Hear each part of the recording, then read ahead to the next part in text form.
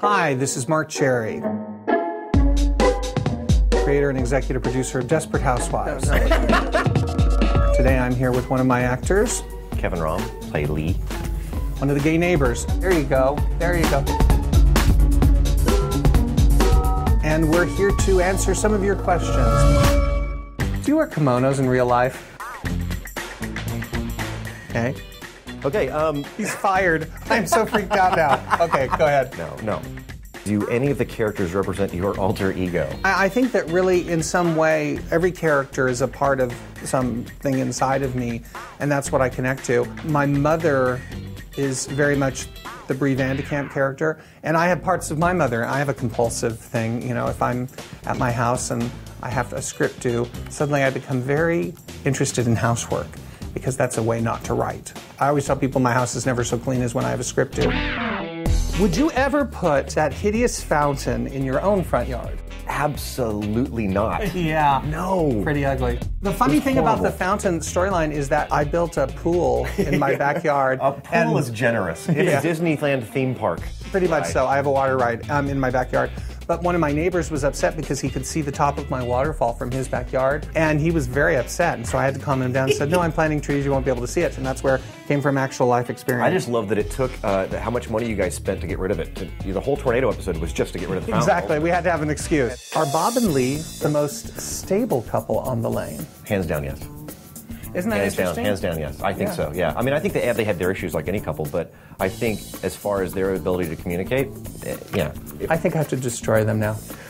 I saw too much ease there. Too much glee. Too much glee. We're the most stable couple. So, all right. What would you say? What would be your answer? I think you're going to have an affair. All right. There you go. How is it working with the ladies of Wisteria Lane, and do they ever boss you around?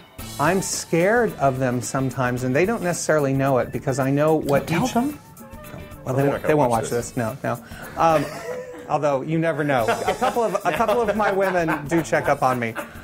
No, but what's funny is that the women all have personal bugaboos. Like I always know that Marcia's happiest when the script comes in and she's got something very dramatic to do. Terry's happiest when there's a lot of comedy in it. So if I'm ever doing a script and I know, like, I haven't delivered one of those things, like I'm going, this is a very dramatic episode for Terry, I'll be on pins and needles. So I'll get a little scared or apprehensive about how they're going to react to something. But the truth is, they treat me well, you know? I love them and I try to treat them well, and there's a lot of respect. Describe the best interaction or run-in you've ever had with a Desperate Housewives fan. Have you ever had like a gay fan come up to you and just, you know, want to talk about the show? And Oh, all the time. Oh, really? All the time. I did a movie last year where I put a mullet in. It was after I'd started Housewives, and I was in the grocery store, and I hand the guy my ID, and he looked at it and looked at me. He goes, "Oh, that's a great disguise." because I would disguise myself by putting a mullet on. Actually, that's a good question. Have you ever worn a disguise to escape attention? No. I look for attention. Are you kidding me? No, I knew the answer to that. I wanted to see if you would be honest. If I would be honest. Yeah. How do you keep a straight face during all the hilarious scenes? I don't. I can't. Yeah. It's so hard. There was a scene with Doug Savant a couple of weeks ago, which I just looped. Where he's talking about his car and he calls it Foxy.